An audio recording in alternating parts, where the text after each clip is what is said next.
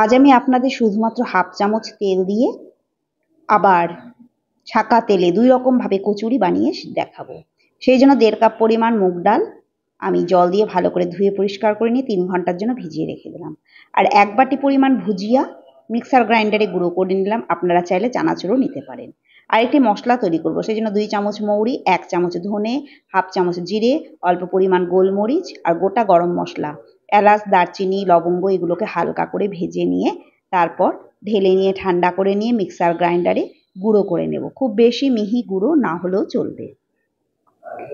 এরপর আমি যে ডালটা ভিজিয়ে রেখেছিলাম সেই ডালটা খুব ভালো করে ভিজে গেছে। এবার একটি ছাঁকনির সাহায্যে যে অতিরিক্ত জলটা আছে সেটি ছেঁকে নেব। জল ঝরিয়ে নিলাম। এবার গ্যাসের উপর একটি প্যান বসিয়ে দেবো, তার মধ্যে দিয়ে দেবো অল্প পরিমাণ সর্ষের তেল।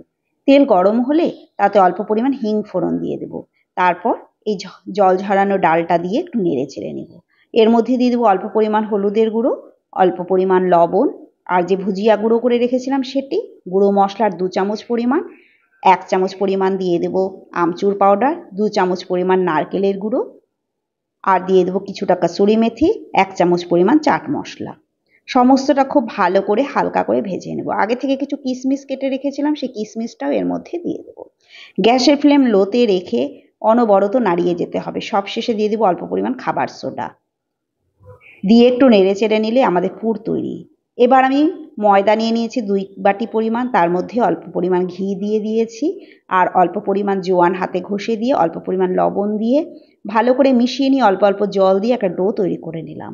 ডোটা 15 মিনিটের জন্য রেস্টে রেখে দিলাম। 15 মিনিট পর রেস্ট থেকে তুলে আবারও খুব ভালো করে মেখে নিয়ে ছোট ছোট লেচি করে নেব। এই লেচিগুলো থেকেই আমি কচুরি তৈরি করব। এই যে এইভাবে এর মধ্যে অল্প অল্প করে পুর আমি দিয়ে দেব। আর এই পুরের মধ্যে যে খাবার সোডা দেওয়া আছে সেই জন্য এগুলো ভাজার সময় ফুলে উঠবে। এই দেখুন, একটা একটা করে কচুরি আমি এইভাবে বানিয়ে নেব। সবগুলোকে আমি এইভাবে পুর ভরিয়ে নেব। এবার যারা ছাঁকা তেলে খেতে চান তারা একটি কড়াইতে তেল বসিয়ে দেবেন, সাদা তেল। তেল হালকা গরম হলে তার মধ্যে কচুরিগুলোকে দিয়ে গ্যাসের ফ্লেম লোতে রেখেই এদিকে তেলের তাপটাও আস্তে আস্তে বাড়তে থাকবে, মানে তেলটা আস্তে আস্তে গরম হতে থাকবে লো ফ্লেমে, আর সেই সঙ্গে কচুরিটাও খাস্তা হয়ে তৈরি হয়ে যাবে। এই দেখুন কচুরি আমাদের তৈরি।